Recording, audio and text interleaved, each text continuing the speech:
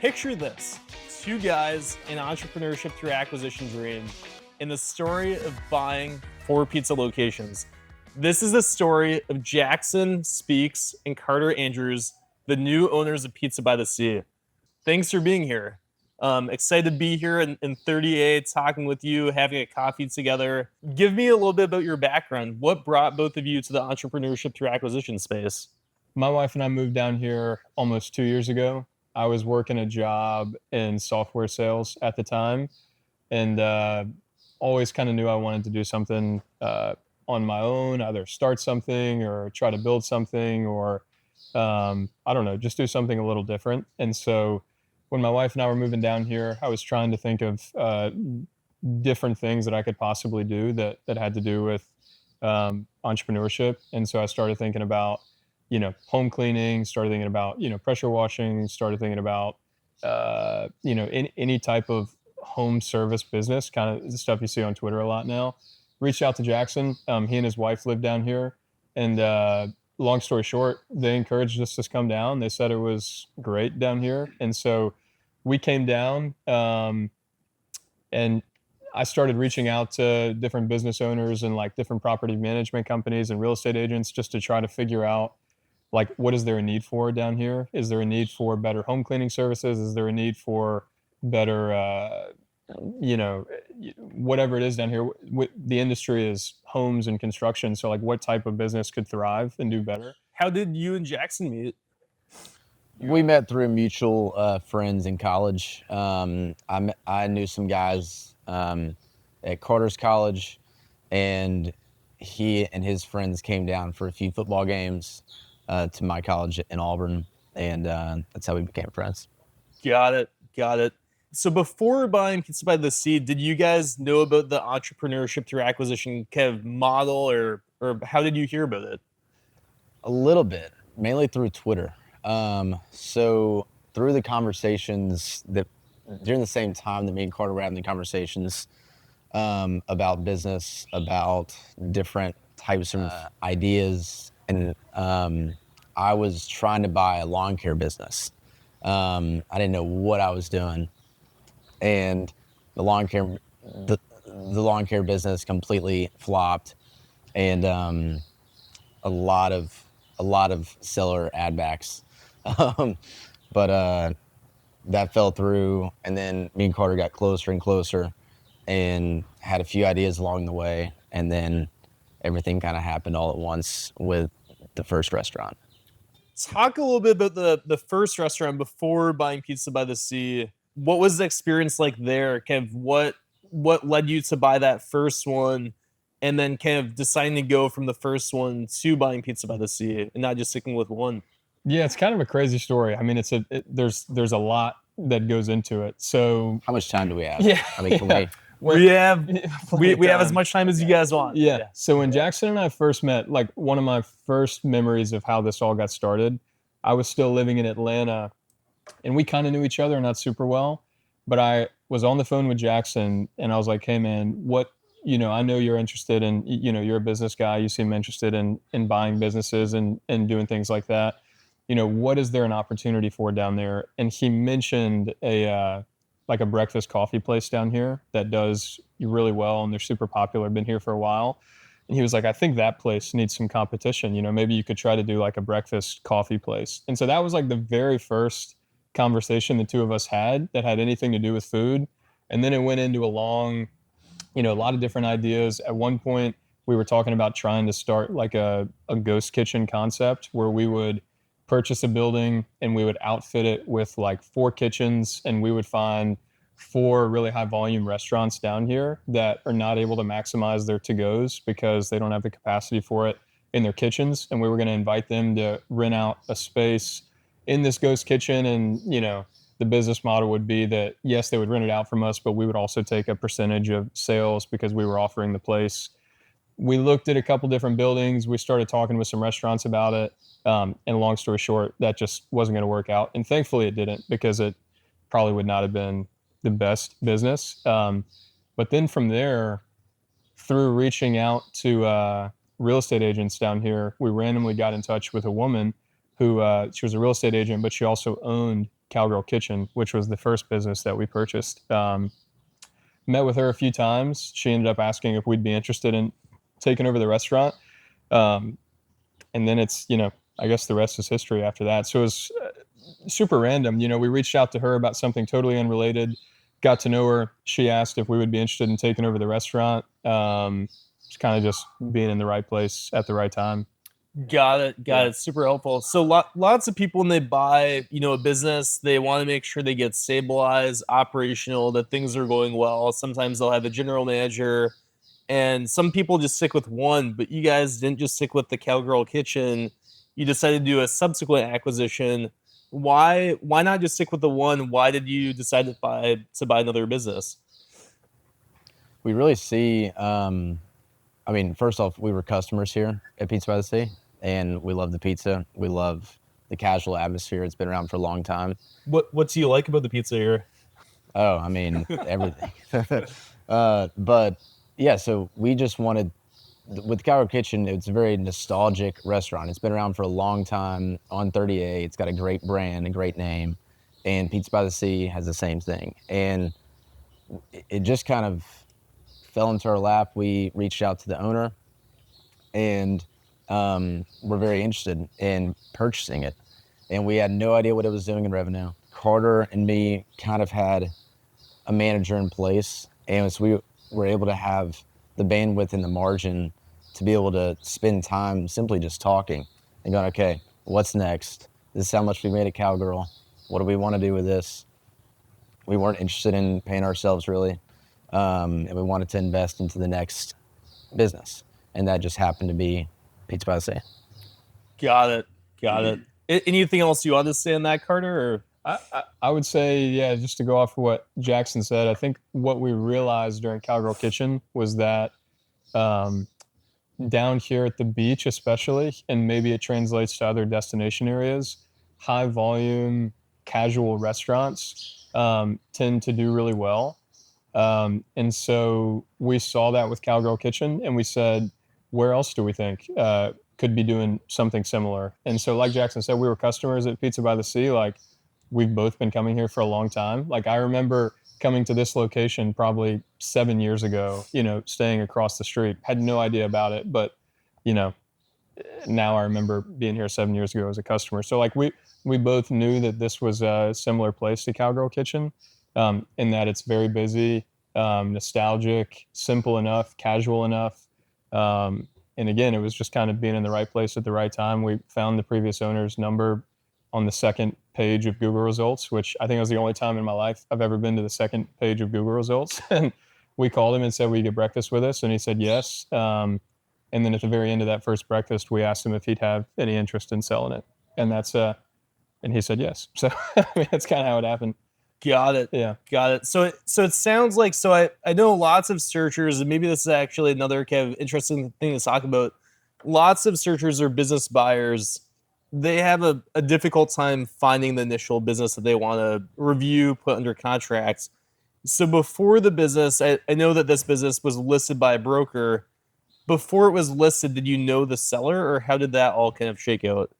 Yeah, so it actually, it was kind of listed by a broker. I think like 2 years ago it was, and then that didn't happen. So again, the only way we found this was that we found his number and reached out and asked him if he'd be willing to sell it. So, otherwise we wouldn't have known about it. If that answers your question. Yeah. Got it. Yeah. Got it. I think, a lot of people spend a lot of time searching, years searching. And me and Carter are not going to sit here and act like we know what we're doing. I mean, we are very well aware that a lot of things have fallen into our lap that we didn't have any control over, and we're very blessed in that way. But after owning Cowgirl Kitchen for a year, we were in a place where we were kind of open for anything. We were open for even another business, not restaurants, completely unrelated. So we kind of talked that, our first restaurant kind of allowed us to be self-searchers because it kind of paid us to search. and that's what allowed us to search for Pizza by the Sea. Was because of that first acquisition. Because lots of searchers, they're either keeping their job while they're searching or they're quitting the search full time. But you guys had the benefit of owning a business while you search. So you were in the position where you had a set amount of money that you had to use for the search that you were constantly drawing down from. Yeah. Super helpful. Yeah. Right. Yeah. I guess so. Since you knew the seller at the time that you started the negotiations, walk through what that looks like from the time that you initiated the discussions with him to the time that you close. Or let's actually start from when you met the seller, initiated the discussion. So when you went under contracts, how long did that take, kind of from the first outreach to signing the LOI with him? Yeah, I mean, I think first outreach was July. It was either June or July whenever we had breakfast with him. And again, that was just, we just found his number online, called him, said, hey, we see that you own these restaurants. We'd love to learn a little bit from you. That was initially what it was. Sat down with him in June or July for breakfast. And toward the end of the conversation, it was one of those, you kind of just got like an intuitive feeling that maybe he'd be in a place of being open to this conversation. So at the end of breakfast, we said, hey, we know this wasn't the plan, but would you ever have interest in exiting? And if we were able to put an offer in front of you, would you have any interest in that? And he said yes. We met with him again a couple times, had lunch, eventually put an offer in front of him. He took some time to talk with his family about it.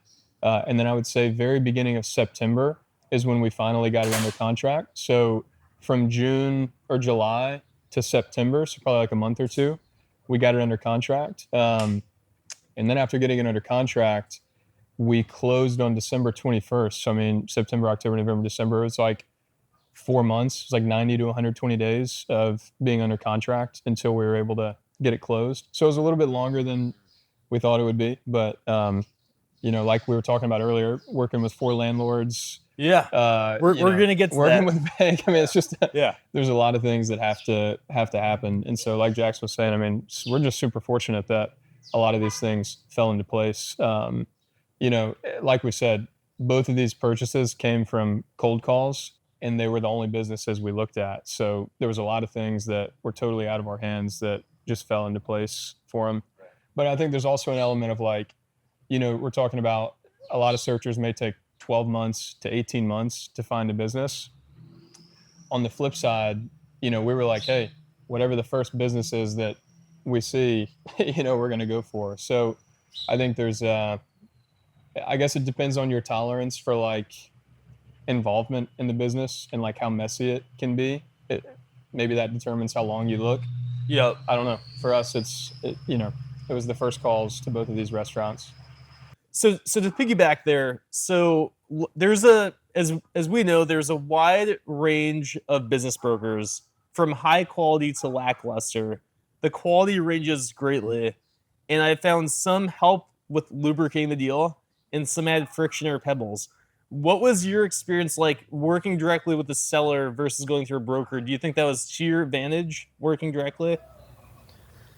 Yes, I think working directly was great. It also really helped that this is a very small town, and there's not a lot of restaurants, and so he was very familiar with our restaurant, and I think that really helped just kind of soften the ease of the negotiations. It was very much so casual, and we didn't really feel any need to have a broker, even though he did have a broker from 2 years ago that was involved, and he was great to deal with. When it came to kind of negotiating on valuation, obviously without going into anything there, was it more difficult doing that yourself with the seller due to not having the broker?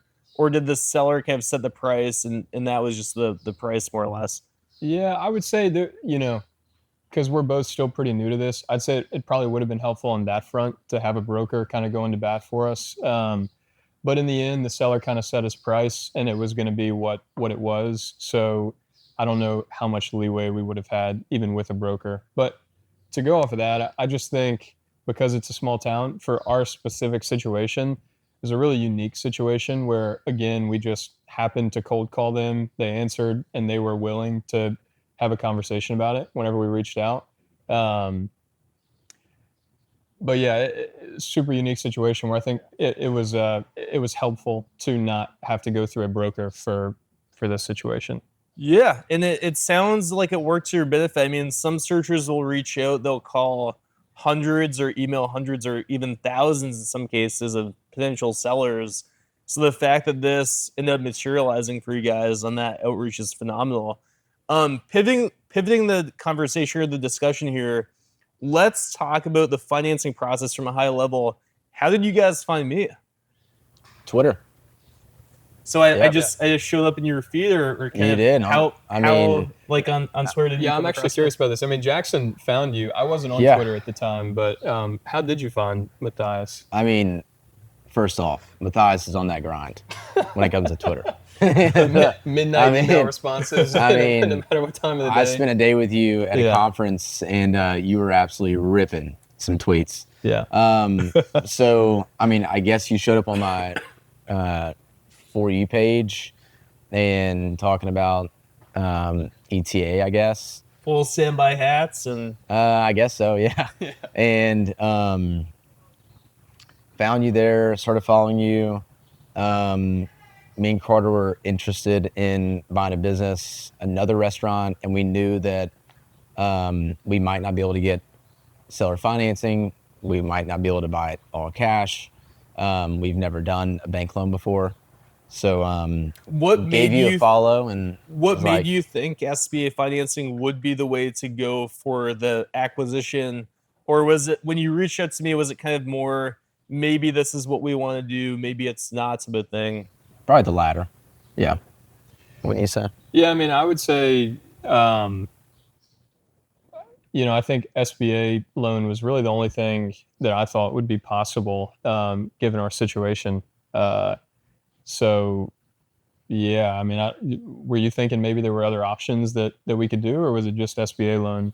I didn't have a lot of education on conventional financing for businesses. I feel like Twitter, a lot of this has to do with you, educating a lot of people on the SBA financing route and how the SBA process works.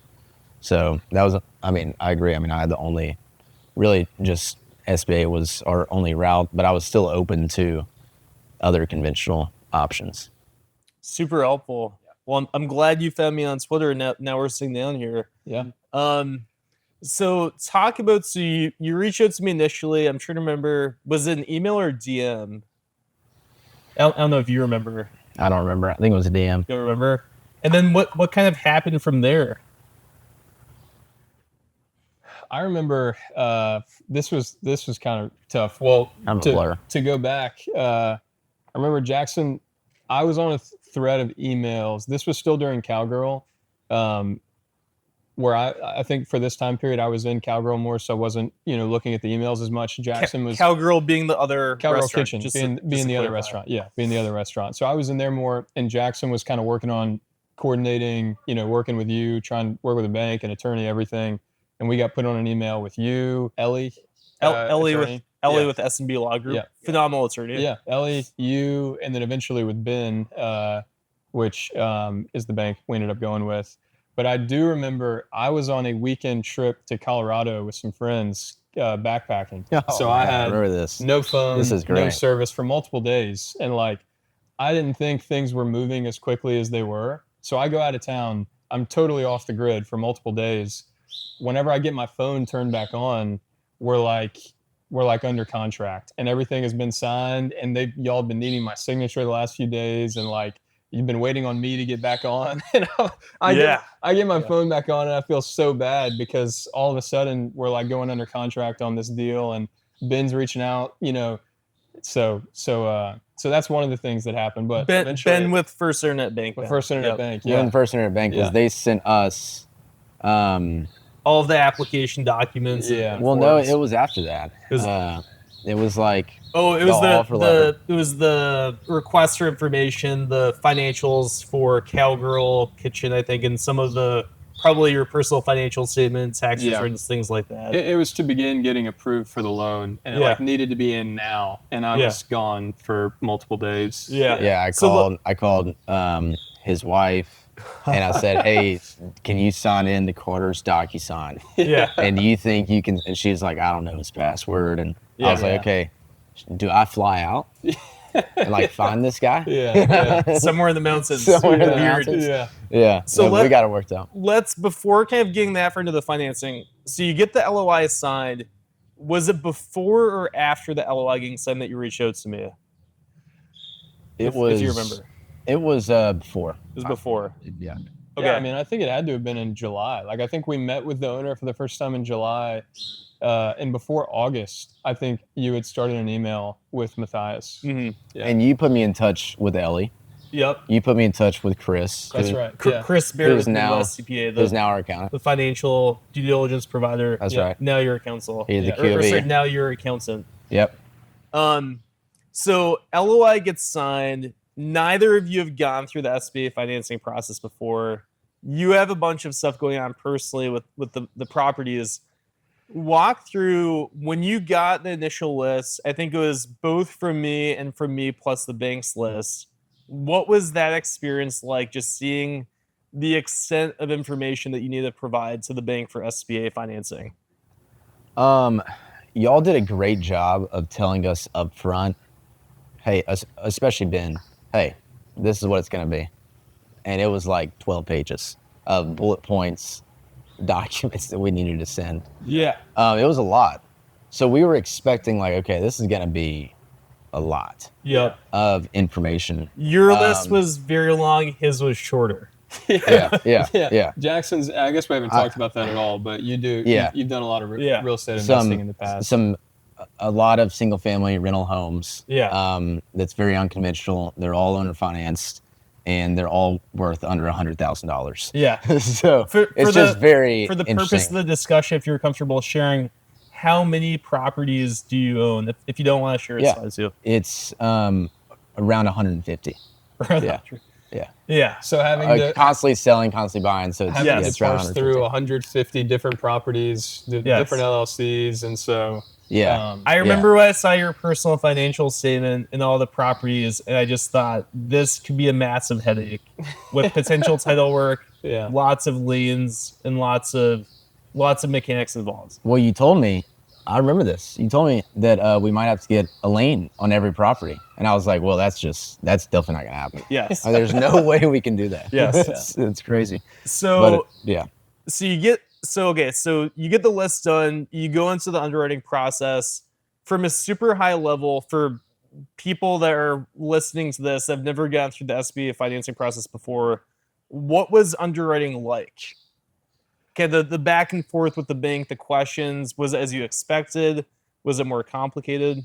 Yeah, and again, we'd never done this. This is brand new to us as well. I think Jackson and I have both like read the books, like the Harvard book and like How to Buy a Small Business, and like we've listened to a lot of podcasts and done all that, but very much now like a proponent of you just really don't know until you start doing it, and especially with the SBA process. I mean, it was constant all day long for basically over 100 days, sending stuff back and forth, Full time. having stuff sent back. So it was a full-time job. For sure. Absolutely. Yeah. And fortunately, because of the position that we were in at Cowgirl Kitchen, where we felt great about our management, that was the only thing that enabled us to focus on it.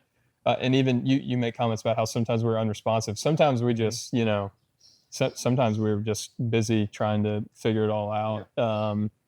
But yeah. Was it harder than you could have envisioned? Easier? About the same? From the underwriting standpoint. Definitely harder than Twitter. Makes the whole Twitter community makes it seem. Yeah, no Absolutely. doubt. Like No, hey, it's buy not a as business easy. with $0 Right. down. But Yeah. Right. And Have we the won't seller- name, have the seller we carry. won't name names. So at some point the deal gets approved and you're in the post-approval closing process. And essentially, never having gone through this before, you likely did not know what to expect. I think I tried to kind of coach you up to some degree. Was I kept going back to the underwriting before approval? Was it helpful having me as part of the team? Was that to your benefit? Absolutely. No doubt. The deal, I feel like I can pretty confidently say that the deal would not have happened had it not been for you and, how you were able to coach us up, help put us in touch with the right people. The deal would not have happened in the way that it did had it not been for us working with you, no doubt. No doubt. Yeah. Yeah. Yeah. Because again, we didn't know what we were doing. Yeah. Yeah. We had read the books. Yeah. We listened to the podcast, watched the YouTube videos, but still, it doesn't prepare you until you really get in it. Yeah. And you really helped us out there. Yeah. We knew popular pizza restaurant, high volume, been there for a long time. We feel like we can try to figure it out, but on the bank side of things, financing side of things, I mean, it was our first time going through all that. We still felt confident we would get approved. Yeah. We just didn't know how it would happen and like how the process would work.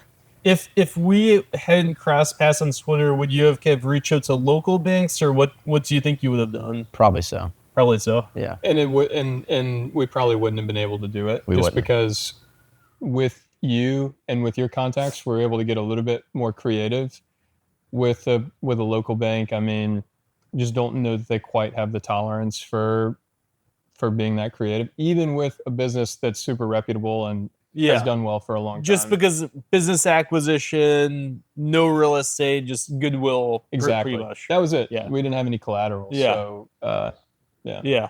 How was the bank to work with? So it was First Internet Bank. Ben Woodward was the lender. Were they good? What was that?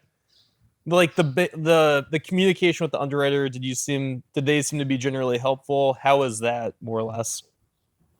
Ben and Rosalind were great Yeah. to work with. Yeah. Yeah. Yeah, I'd say they were really great. I mean, they were Yeah. very helpful. There were times where I wish Ben would have given us a little bit more. Like, I feel like throughout the process, I was like, man, are we going to get approved? It seems like they feel pretty good about it, but I don't know they can't. But I wish they could have been like, hey guys, you're going to be solid. But Yeah. no, Yeah. they were great. They were very helpful. Yeah. Again, we didn't know. Yeah. We just didn't know how it worked. Yeah. Without going into numbers for confidentiality purposes, to respect that, was this a small SBA loan? Was this a big deal? From a high level, what you're finding with sharing there? Sure. We I mean, are you talking about the debt? The the total debt deal? specifically. The debt So from a specifically. structure standpoint, was Yeah. there was a seller's note, or was it just all cash at closing the seller? Yeah, it was partial seller note. Partial seller note. 8% seller note. And then we had about I think you guys just about 4.5. maxed out the SBA loan, or, we did. or close to there. We right? did. Yeah. Yeah. Close to that. Somewhere around, I think it was 4.5, 4.8, somewhere in there. Yeah. So around Yeah. More or less. there. Yeah. Yeah. Yeah. So, it got creative and it worked out. It did. So lots of the times when people buy a business, it's one location.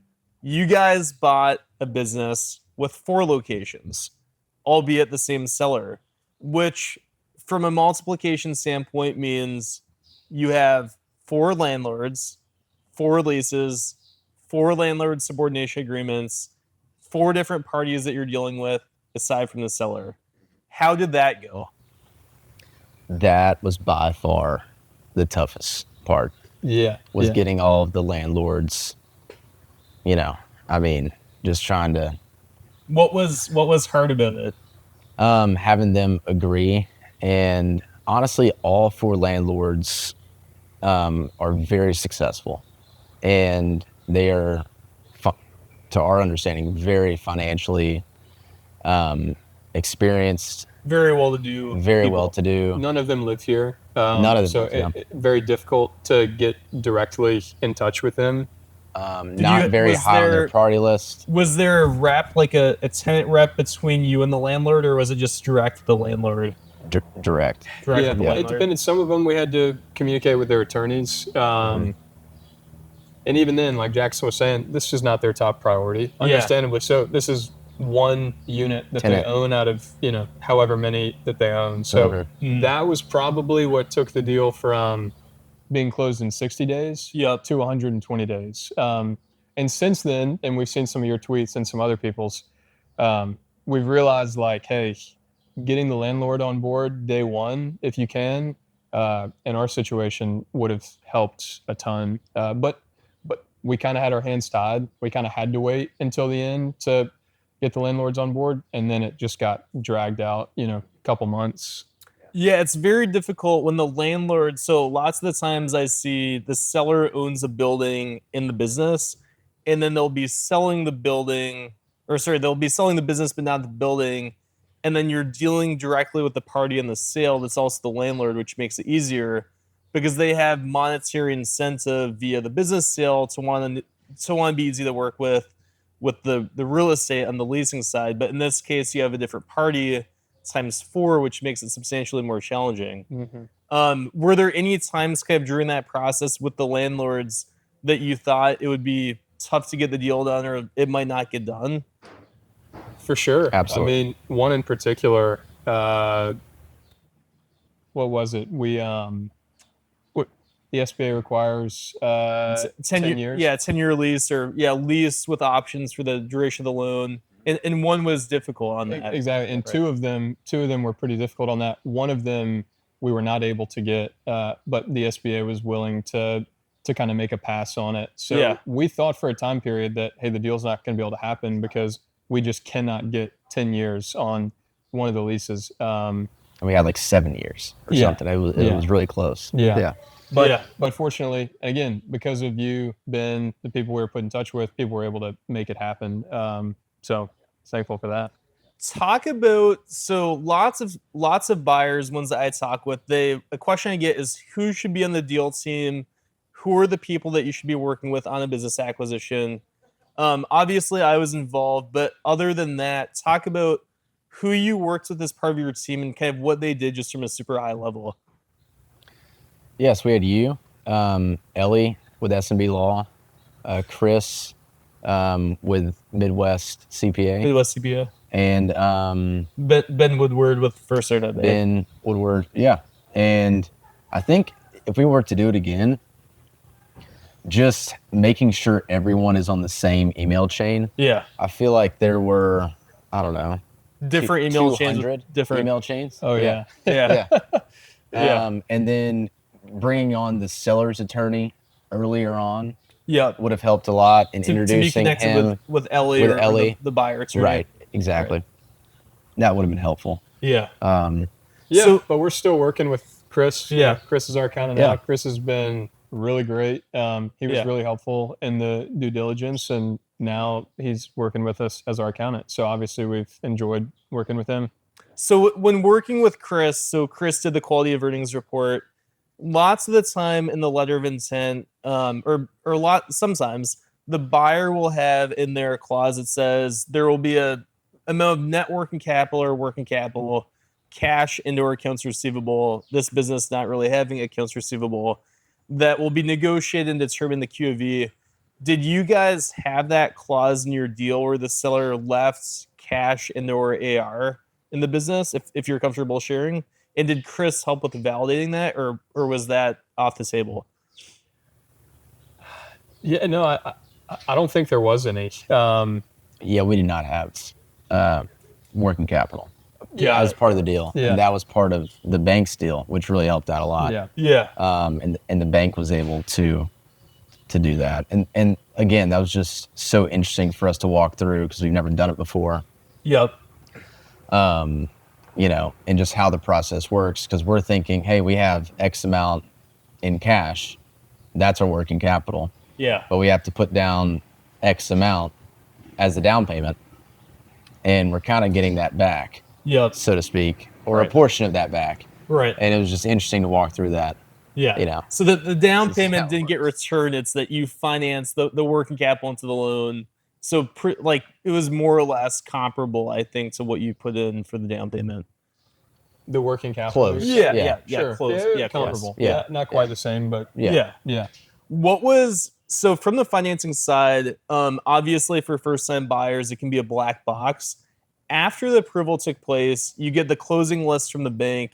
What was the biggest surprise on that list, or maybe some things that you weren't expecting? If that question makes sense. I did.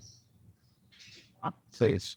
I don't know. Man, I would just say the length of it was probably the most surprising thing. Like, Yeah. Definitely. you get, before approval, you get like we talked about, like a 12-page list, and you think you've banged it all out. And then, you get another long document with more things that you have to get. And it kind of feels like you just have to continue. The list kind of evolves, right? You just send kinda- one thing, and the thing can Yeah. the document can lead to more questions. Yeah. Then you send the responses, Yeah. and then there can be more questions or eliminates questions. Yeah. So And the priority, we don't know the priority. So Right. like sometimes, they're like, you don't have to send this. right, But then it's like you have to send this. Yeah. yeah, And we just didn't know. Like we were, right, we're young, like we are just trying to figure it out. But they were very helpful Yeah. still in saying, hey, we really need this. Right. We really need to send this. Right. Like life insurance. Yeah. life insurance, example. driver's Yeah. licenses, All that stuff. Yeah. Things So like we've that. said now, Financials, now or that like we've new gone through bank this statements. process, Yeah. we have, folders with Yeah. all the necessary information now. So if we're to go through the process again, Yeah. it's like, hey, here's everything you need. Yeah. Like this should check off a lot of the stuff in the Right. box. During the post approval process, had any of the financials for either Pizza by the Sea or like your personal financial statements or the other business expired where you had to update them and go back to the accountant? Yes, I think that was That was the The most frustrating, toughest part. the toughest part. Yeah. That felt like it happened like every 2 weeks. Yeah. It was like every 2 weeks, hey, we need updated financials for the last 3 Yeah. years up to the last 30 days. And we had to do that many times. Right. And in that process, I sold 30 homes. Yeah. And then, then I have to update, all Yeah. my bank statements and This update and say, is hey, very much the exception. I'm going to take all these rent roll, Right. Yeah. Most people going through this process do not have the number of single family homes that you had. So So, and that probably added yeah. 45 days. Maybe so. Yeah. I mean, in my opinion, I think it at least added 45 days. Yeah. Because it was so complicated. Very, very, and we've kind of, I don't know if we've said the word is unconventional, but like what we feel like we're doing is kind of unconventional. The way that the deals have happened has been unconventional. Yep. Kind of our mindset to it is unconventional. But again, we've just been, I think one side is we've been really fortunate that things have worked out. But on Yeah. the other side, I think maybe we've just been willing to kind of make the call and step in where maybe other people would feel like, hey, I got to look for something for 12 months. Yeah. And that's fine. But I just think we have kind of a different mindset about it. Yeah. When we were at Harvard, I was talking to this guy. So just quick comment there. We did not go to Harvard. We did went not to a go to conference at Harvard. We went to a conference. We went to the ETA conference at Harvard, and the student there was asking me like, "Hey, how did y'all buy, this restaurant? How are y'all under contract on these other restaurants?" And he had been emailing. Oh, he had already emailed over 1,000 people. Yeah. And for us, we just saw a business that we liked, and we sat down with the owner and said, "Hey, if you're ever interested in selling, Yeah. we would love to have a conversation." And I told him that. I said, "Hey, just think about a business that you love. Go to that owner and say, hey, I'm a Harvard student. Like they're probably going to sit in front of you. And Don't say that. For anyone listening, don't say I'm a Harvard student. and I would love to have a conversation if you're ever interested in selling. Yeah. Would love to talk." Yep. And doing that, because if we didn't hit a home run on this deal, we would have at least tried to swing on the next deal and the next deal, and probably had those conversations compared to an email campaign or something like that. Yeah. I remember reading, like another point on that, I remember reading the books and listening to the podcasts and stuff, and I left with the impression that it's basically mandatory that you move to a major metropolitan area, Right. that you really cast your net wide, that there has to be, Right. X size population within where you're living, and you got to search like a 60-mile radius and all this different stuff. And I left being like, man, this is impossible. The playbook is that there is no playbook. You just have Exactly. to do what works. That's it. That's it. And it's different for everybody. And for us, it was, hey, we would be willing to, we would be willing to work in the restaurant for a while. And because of that, like our net was not as wide, but we were able to make it happen because we were willing to do what a restaurant requires. So question for one of the two of you, either Jackson or Carter. What advice would you give to someone that has not done SBA loan before to buy a business to be prepared? be prepared. Yeah, like someone that's going to do it the first time. They have the signed LOI. What advice would you give to that person? I would say, I mean, if they're able to, using you would be super beneficial. And then I would probably say, hey, if you're going to use Matthias or someone like Matthias, sit down with them on day one and say, hey, what are the things that I absolutely need to have done over the next 30 days? And then do nothing over the next 7 days, but get those things done and have them done at the very beginning. We tried to do that, but there was just so much we didn't know and things kept stacking on.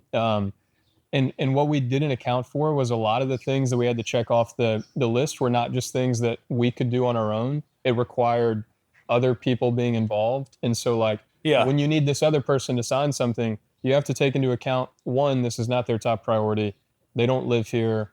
You know, it's probably going to take a while. So something that, you know, you think you could account one day for may take 5 to 6 days. So in the first few days, getting with your broker and finishing absolutely everything that you can personally finish, and then start, you know, firing off the stuff that other people need to sign as well as soon as possible. One last question I had, and thanks for that insightful response, is what has your relationship been like with the seller since you bought the business? And did any of your employees leave?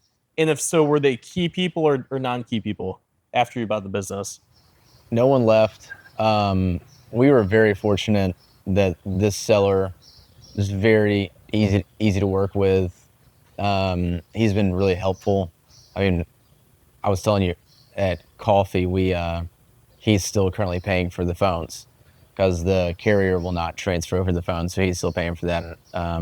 So he's just been great to work with so far. Yeah. We're involved in some emails with him, some text messages. We've met him a couple times in person just to settle up on any, you know, any accounts that hadn't transferred over and vice versa. So he's been super helpful. Does he still come in here to eat pizza or no?